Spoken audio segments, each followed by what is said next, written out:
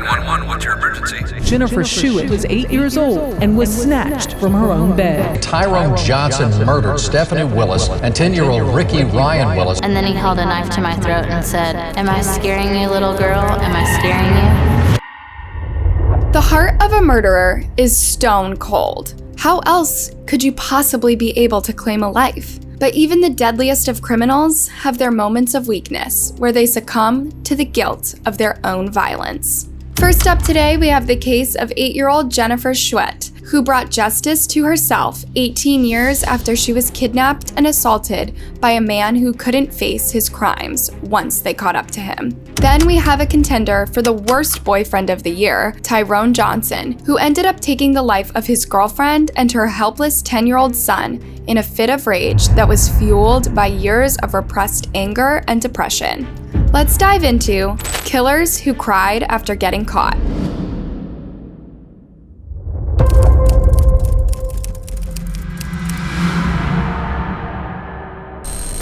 Jennifer Schuett was just 8 years old when she was kidnapped from her own bed. She survived after being attacked and left to die in a field. Schuett spent the next 20 years of her life trying to hunt down the man who nearly killed her. In the summer of 1990, Jennifer Schuett was just 8 years old. The young girl left the entire world in a state of shock when she was abducted in the middle of her sleep from inside her house as her mother lay in the other room, unsuspecting of it all, assuming that her little one was peacefully dreaming. The truth is that Jennifer didn't like sleeping alone. She usually slept with her mother Ellen in her bed, but that night, Ellen asked her daughter to go to sleep in her own room since Ellen had work in the morning. Pretty standard for a normal family, right? I mean, what danger can you really be in inside your own home? For most of her life, Jennifer Schuett has lived with the searing memory of the night she was 8 years old and was snatched from her own bed.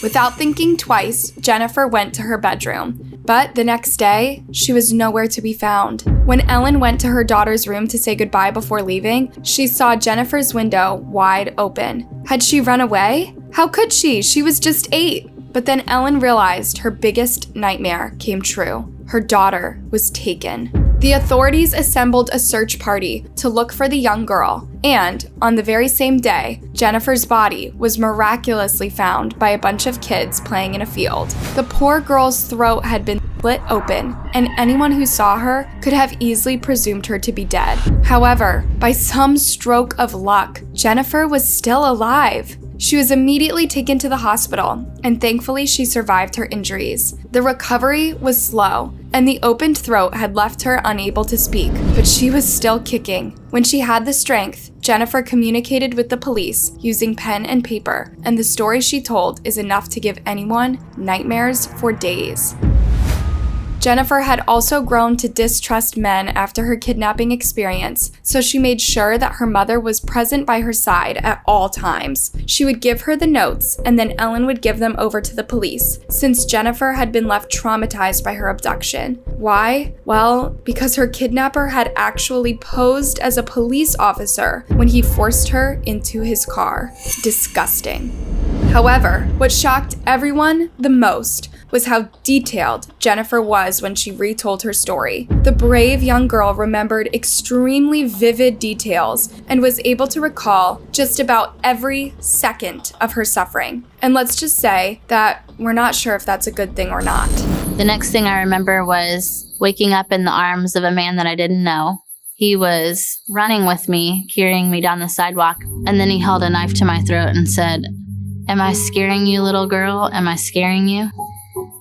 According to Jennifer, the story goes like this. She was in her bedroom when a man named Dennis peered in through her window and snatched her away. Dennis told Jennifer that he was just taking her to the parking lot because that's where her mother was going to come to get her. The little girl questioned nothing and went along with the man, who claimed to be a police officer, trusting him. However, when they went to the parking lot, Jennifer's mother never came, and the man kept drinking one beer after another, smoking a few cigarettes here and there.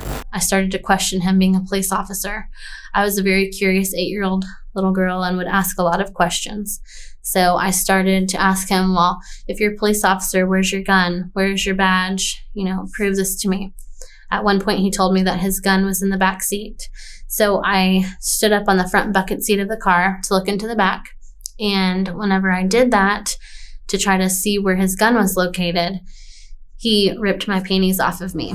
Dennis then took Jennifer to his car, saying that her mother wasn't going to be coming for her anytime soon. The man then drove the girl to an empty field on the outskirts of town, where he pulled out his gun to intimidate and assault her. Jennifer remembers blacking out at the assault, and when she woke up once again, she was naked and being dragged along the field by a man. Her throat was open at this point, so she decided to play dead in the hopes of being left alone. And thankfully, the plan worked. Dennis left Jennifer for dead in the middle of the field and drove away himself. She tried to scream and beg for help, but her throat kept giving in. She drifted in and out of consciousness because of her injuries, but every time she woke up, she used all her strength to call for help. But all of her effort went in vain. She would have actually succumbed to her injuries in no time. But a group of fire ants kept her awake by biting her every now and then, leaving her unable to fall into a deep sleep that she would have probably never woken up from. I would come in and out of consciousness. Every time I would come to, I would be in disbelief that I hadn't died yet. Thankfully, she was lucky enough to be found the way she was. It was almost as if she had been given a second chance at life. When she recovered, Jennifer was confident she would be able to recognize the criminal. He looked greasy and may have had a scar on his face, said the young girl. She told the police every small detail she could remember. When a sketch artist was brought in, the girl couldn't really speak, but she helped him by writing down enough details to come up with a fairly accurate portrait. And so, the police kicked off their investigation once again, hoping to put the killer behind bars this time around. And if you thought that the miracles in this story are done, you'll be surprised to know that the twists and turns of this story are going to shock you.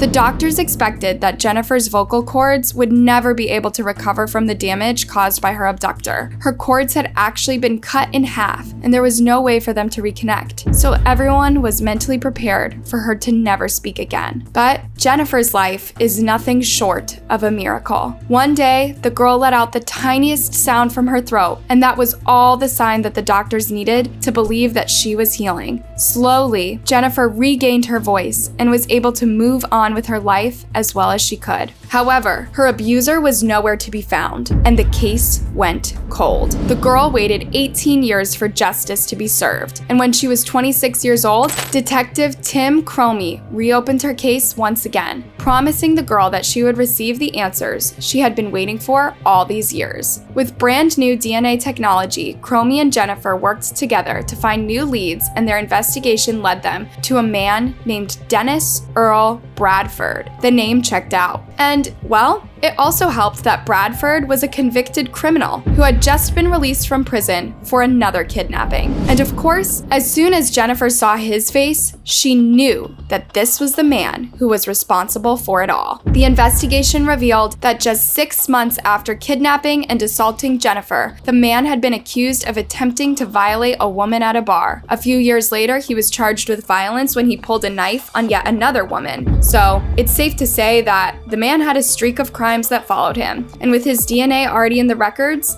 the police were able to quickly link him to Jennifer, solving the mystery once and for all. You ever heard of Jennifer Schuett? Yes. Did you ever come in contact with her? Yes. Tell me about that. No. There's two sides to every story. There is no other side to the story. If you were to see her, I think you would be extremely proud of her. I really do. She's alive. She doesn't. She's alive. You want me to tell you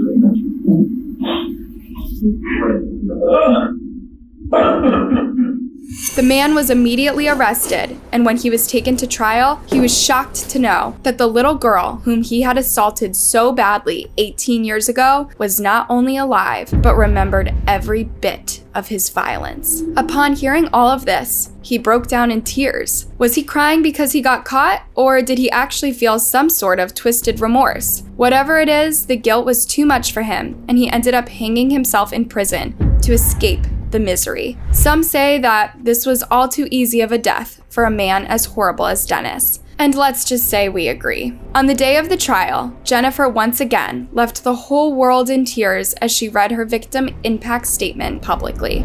"I had 19 years worth of things to say to this person," she said. "Dennis Bradford, you chose the wrong little 45-pound, 8-year-old girl to try and murder, because for 19 years, I've thought of you every single day and helped in searching for you. In my heart, I knew you were out there. And now I know, listening to my heart all of these years and never giving up on finding you, I was right." Jennifer wondered if the man could hear her from beyond the grave, and in that moment, she was bit by a fire ant, almost as if the universe was telling her to be at peace now.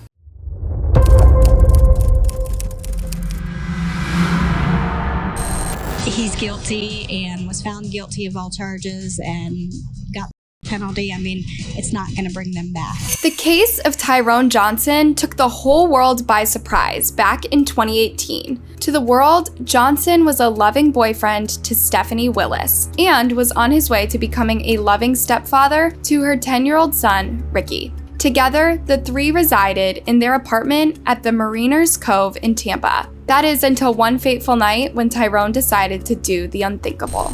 It all started when Johnson and his girlfriend started having an argument over what channel to watch on TV. A small fight led to the man losing his temper beyond his control. All of a sudden, he took out a gun and shot Stephanie and her son dead on the spot. According to Johnson himself, before he had committed the murders, he went to the bedroom that he and Stephanie shared and called his father to get him out of there. He just couldn't take the anger anymore. But that's when Stephanie decided to come to the room, and according to Johnson, she pushed him off of his knee roller, causing him to fall to the ground. Okay.